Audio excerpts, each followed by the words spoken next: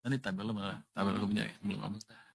Yang pertama ke saya, Pak Purbaya, apakah Kemenku ada rencana menempatkan dana lagi di BTN? Kemarin di BTN bilang mau surati Bapak. Oh baru mau. Surati Bapak untuk tambah penempatan dana hingga 10 triliun. Ini Ira dari Infobank. Kalau yang di rekod kita ya, dari yang 55 triliun pertama, 55 triliun pertama, penyerapannya di Mandiri 100% sudah disalurkan. BRI 100%, BNI 68%, BTN baru 41%. Kenapa dia minta lagi ya? Aneh juga dia.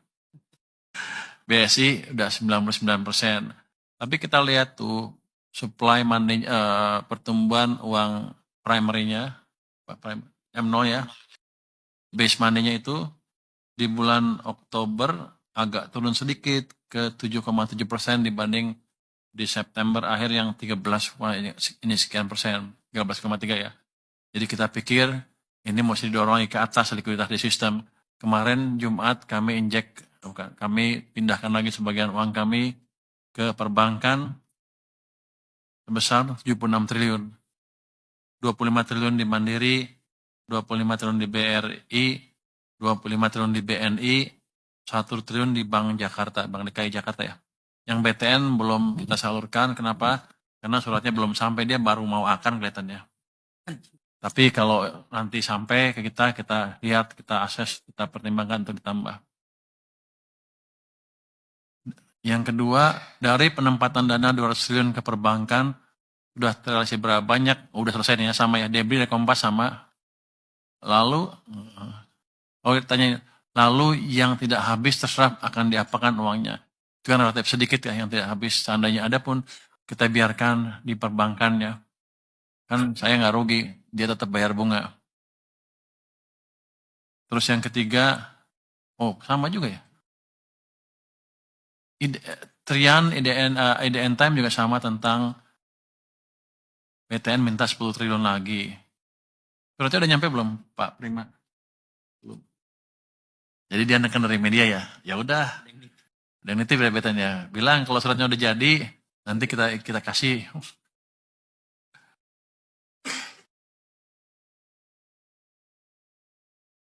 Ada pertanyaan dari Magdalena RRI tentang kenaikan gaji PNS tahun depan. Bagaimana responnya? Nanti kita nilai dan kita akses ya. Kita diskusikan nanti begitu suratnya sudah masuk. Sudah mengirim surat, sudah sampai kemana? Pak Luki sudah masuk?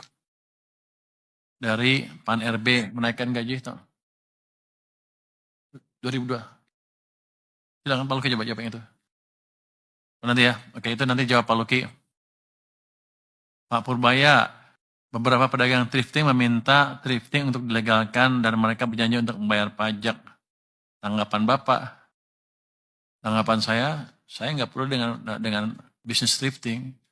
Yang saya kendalikan adalah barang ilegal yang masuk ke Indonesia. Saya akan membersihkan Indonesia dari barang-barang ilegal yang masuknya ilegal. Thrifting kan kalau barang bekas kan dilarang kan. Sudah jelas itu ilegal. Jadi nggak ada hubungannya bayar pajak apa nggak bayar pajak. Itu barang ilegal. Menurut Anda apa? Kalau saya menagih pajak dari ganja misalnya, apakah jadi barang jadi legal? Kan enggak. Kira-kira gitu Pak padanannya. Jadi itu utamanya ya. Pak Purbaya, tadi dari Alif Rahman ya. Pak Purbaya dari Alif Rahman lagi. Adrian juga menyebut impor taksi ilegal dari Cina lebih banyak jumlahnya dibandingkan thrifting. Tanggapan Bapak, ya nanti kita cegat di pelabuhan yang kita periksa lebih teliti lagi. Kita akan investigasi lebih dalam dari kasus-kasus yang nyelundup, pasti kan ketahuan nanti siapa yang pengimportnya. Kalau dulu bisa lepas, ke depan nggak bisa lagi. Jadi memang kalau ilegal ya kita beresin. Terus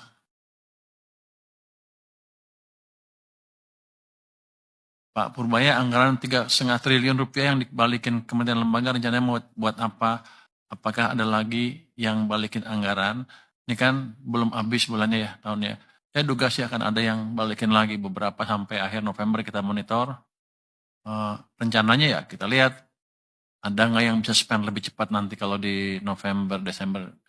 Desember bisa spend kita salurkan ke sana. Tapi kalau enggak ya kita gunakan untuk mengurangi defisit anggaran kita supaya lebih terkendali. Nomor 9, Pak Menkyu. Gubernur BI mengundang Menkyu atau perwakilan dalam RDG setiap bulan untuk sinergi fiskal moneter.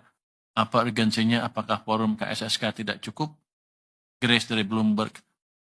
Kalau kita lihat nih, ini bagus untuk sinergi fiskal moneter lebih dalam lagi. Apa urgensinya? Ya emang di undang-undangnya dibolehkan. Jadi kita berterima kasih kepada Bank Sentral yang sudah mengirimkan surat undangan ke kita. Dan undangan tersebut sesuai dengan Undang-Undang BI nomor 43 ayat 1A, di mana tertulis RDG dapat dihadiri seorang menteri mewakili pemerintah dengan hak bicara tanpa hak suara. Jadi kita bisa ngomong di sana, jawab ini itu, tapi begitu voting, bunga kita nggak ikut, orang kita nggak ikut. Yang pergi ke sana kemarin Pak Thomas, kemudian dia sedang pergi, jadi saya nggak bisa jawab lebih detail apa yang dibicarakan di sana, tapi saya pikir sih ini suatu perkembangan yang positif. Kalau KSSK kan bukan rapat menentukan kebijakan bunga. Kalau ini kita kirim orang ke sana pada saat rapat penentuan kebijakan bunga.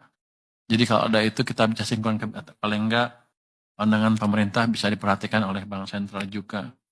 Ini sudah didesain oleh para pembuat undang-undang kita, jadi kita hanya ikut aja. Ini bukan hal yang baru.